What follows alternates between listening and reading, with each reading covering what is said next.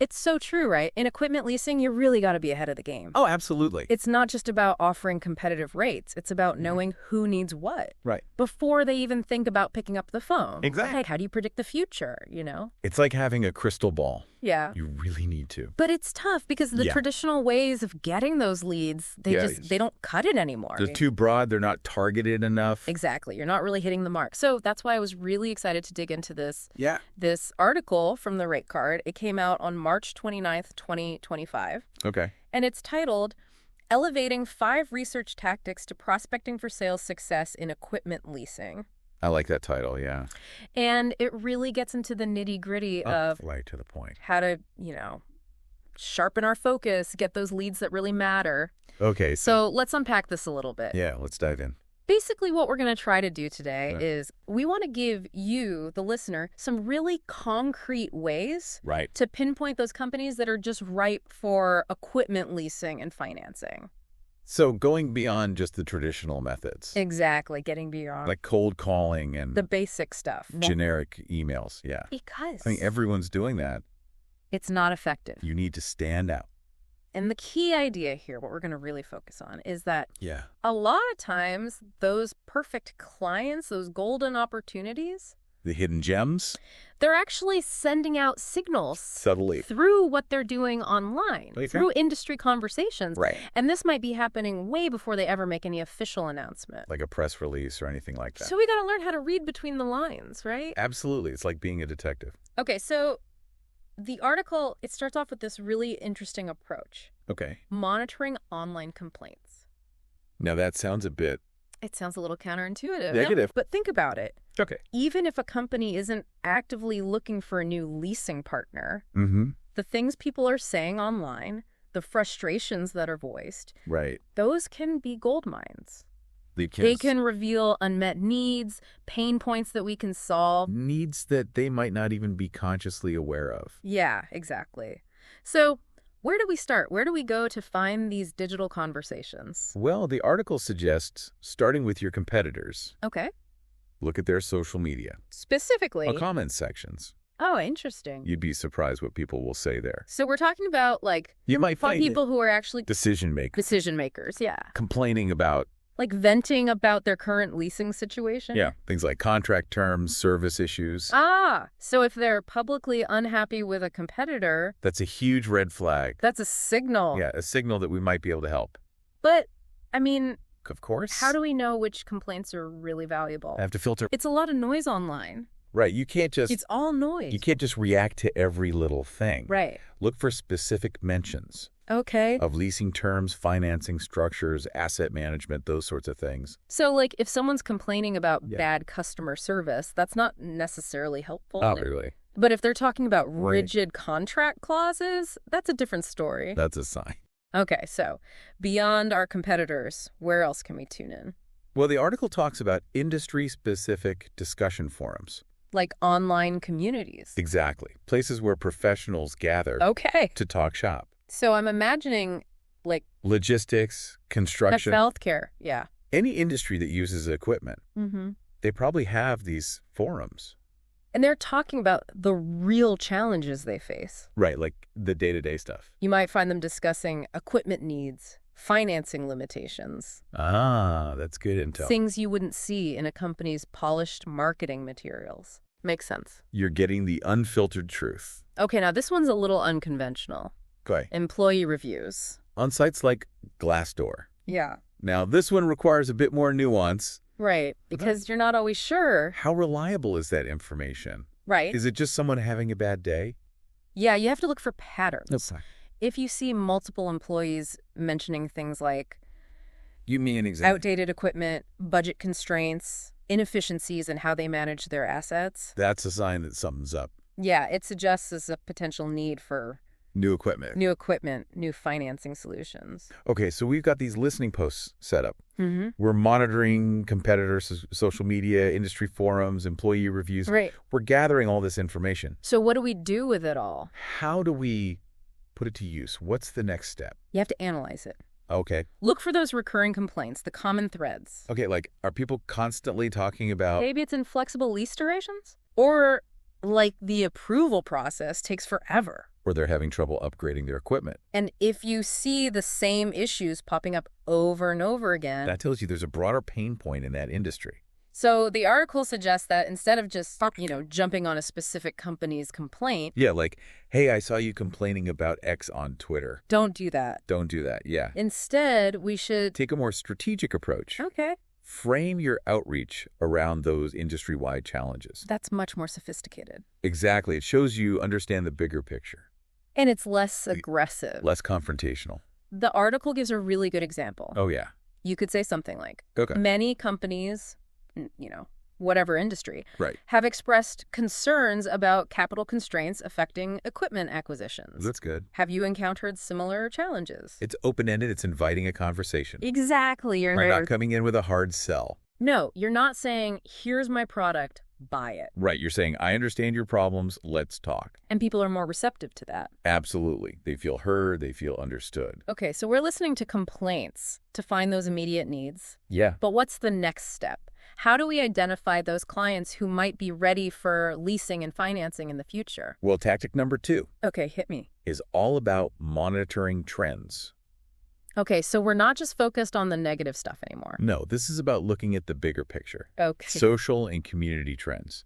Those emerging buying signals. So it's like sensing the general buzz around financing and equipment. What are people talking about? Where is the conversation heading? Right. What are the hot topics? And how do we actually monitor this stuff? Well, one way is to look at search engine trends. Oh, like Google Trends and all that? Exactly. Okay. If you see a sudden increase in searches for Our kind of searches. Things like lease versus buy equipment. Or specific financing options. Right. Maybe for a particular type of machinery. That tells you something. It suggests that companies are starting to explore their options. So, like, if there's a spike in searches for financing agricultural equipment, that's a good sign for anyone in that sector. That they might be ready to invest. Yeah, they're doing their research. Makes sense. What else? What other digital activities should we be paying attention to? Social media engagement. Okay, so not just complaints this time. No, we're looking at broader discussions. Okay. About financing strategies, different lease structures. So, like, people are talking about the pros and cons of different approaches. Exactly. Or maybe they're worried about interest rates.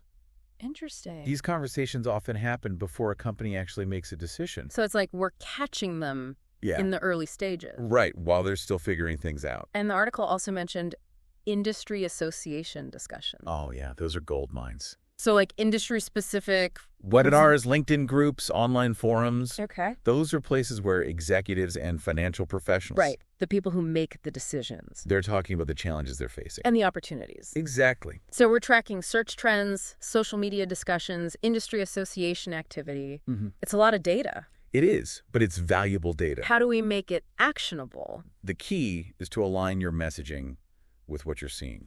Okay, so instead of sending out generic marketing materials... we tailor our approach. Okay, I like that. So, for example, if you're seeing a lot of discussion about... Give me an example. Shorter leasing terms. Okay.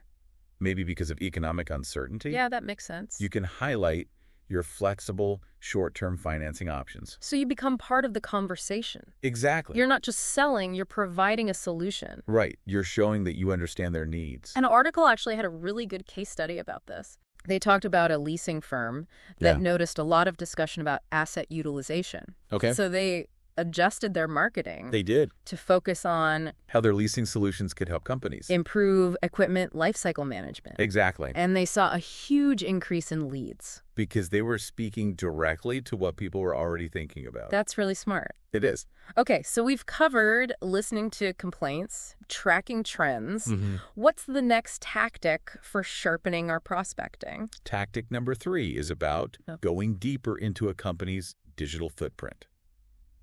So like beyond just their website. Beyond the obvious stuff, yeah. Okay, so we're putting on our detective hats. We are. Looking for clues. The subtle signals. What are we looking for specifically? One place to start is their careers page. Their careers page, really? Yep, look for job postings. For what kind of roles? Things like Director of Capital Investments. Okay. Or Fleet Operations Specialist. So if they're hiring for those positions... it could be a sign that they're gearing up for... major investments. New equipment, new financing. That's a really good point. I wouldn't have thought of that. It's often an early indicator. Okay, what else can we look for? Pay close attention to their press releases and SEC filings. But not just reading the headlines. No, we're going deeper. Okay. Look for specific keywords. Like what? Things like investment in infrastructure, capital reallocation, fleet modernization. Ah, so those are phrases that might signal strategic shifts that could lead to financing needs. Exactly. And the article also mentioned vendor announcements. Oh, yeah, those can be telling. So, like, if a company announces a new partnership with a major supplier, that could be an opportunity. It could, because they might need financing for the new equipment. Or their existing financing might not be sufficient. Right. It's a chance to reassess their needs. Okay, so we're looking at hiring patterns, keywords and official documents, vendor relationships. It's like piecing together a puzzle. It is. You're building a picture of their future plans. And how do we use this information strategically? The key is to be proactive. Okay. Instead of waiting for them to come to you. Right. We're not waiting for a formal RFP. No, you reach out based on what you've learned. So, for example, if we see a company expanding, hiring new people, key personnel, we could say something like, we've noticed your recent expansion and your focus on operational efficiency. Good. We're curious how you're approaching equipment financing to support this growth. That's a great opening. It shows you've done your homework. It does. You're not just sending a generic cold email. No, you're demonstrating a genuine interest in their business. You're positioning yourself as a partner. Exactly. Someone who can help them achieve their goal. Okay, so we've listened, we've tracked trends, we've analyzed digital footprints. What's next? What's tactic number 4? Tactic number 4 is all about digital shadowing. Digital shadowing. I like that. It's a kitschy term, right? It is. It's like we're becoming online detectives. We are? What does digital shadowing actually involve? It's about going beyond what a company says and observing their actions. Their online behavior. So how do we do that? One way is to subscribe to their company newsletters. Ah, that's smart. You get a real-time pulse on what they're up to. So we can see what their priorities are. Exactly, what they're focusing on. What else falls under digital shadowing? You can also try to experience their product or service. Oh, interesting. Maybe through a trial or by reading user reviews. So like putting ourselves in the customer's shoes. Exactly. And why would we do that? It helps you identify inefficiencies. Okay. Areas where their current equipment might be holding them back. So for instance, if a company is relying on outdated technology, you might see customers complaining about slow performance. And that's a problem that leasing new equipment could solve. Exactly. And the article had a really good real-world example of this. Oh, tell me about it. It was about a leasing provider who noticed that a software company was having trouble with onboarding new customers. Yeah, because the hardware they were providing was limited. Right. So the leasing provider offered a hardware-as-a-service solution. And it solved the problem. And it sped up the sales cycle. Because they identified a specific need. That's a great example.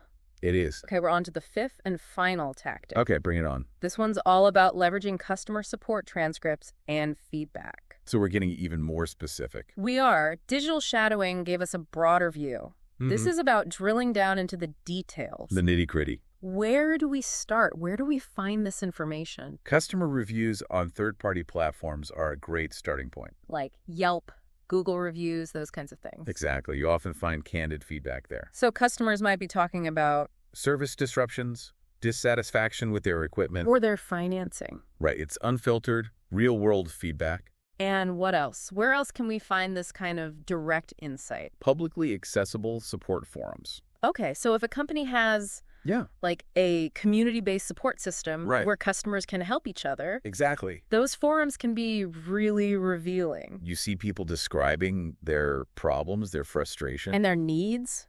Right. And you might even see the company's responses. Which can be really helpful. It gives you insight into how they're handling things. And even the company's own support resources can be useful, right? Absolutely, like their FAQ. FAQs, troubleshooting guides. Okay. If you see a lot of questions about certain topics. Like what? Maybe leasing terms, maintenance costs, contract flexibility. That tells you something. It suggests those are areas where customers are having issues. And where we might be able to provide a solution. Exactly. So if we see a bunch of questions about the end of lease process, that could be a sign that flexibility is a major concern. And something we can address in our offerings. Okay, so we're gathering all this information about customer pain points. Hmm. How does that actually translate into sales success? But incorporating those pain points into your messaging. Oh, okay. You're not just sending a generic pitch anymore. Right. You're addressing their specific need. You're speaking their language. Literally. Literally, yeah, because you're using the same terms they use. The article had a really interesting statistic about this. Oh, what was it? They said that companies that tailored their outreach based on customer complaints saw their lead conversion rates double. Wow, double. Double. That's huge. Because they were demonstrating a deep understanding of the customer's problem. And they were building rapport. That's amazing. It is.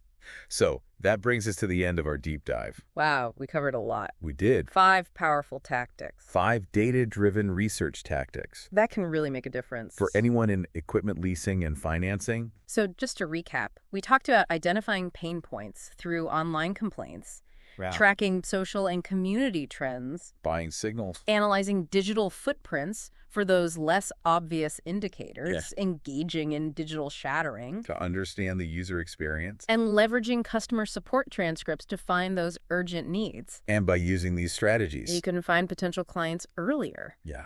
Craft better outreach messages. More engaging, more relevant. And ultimately shorten your sales cycle. Because you're not wasting time on leads that aren't a good fit. And it really changes the whole dynamic. It does. You're not just a vendor anymore. You're a partner. You're a strategic partner. You're a problem solver. So, for our listener, as you're thinking about your own prospecting this week, consider which of these tactics you can start using. Right. Where can you start looking for those hidden opportunities? Yeah. That's what this deep dive is all about. It's about opening your eyes to new possibilities. And building those strong, lasting client relationships. Exactly. That's what it's all about. Absolutely. Thanks for joining us. My pleasure.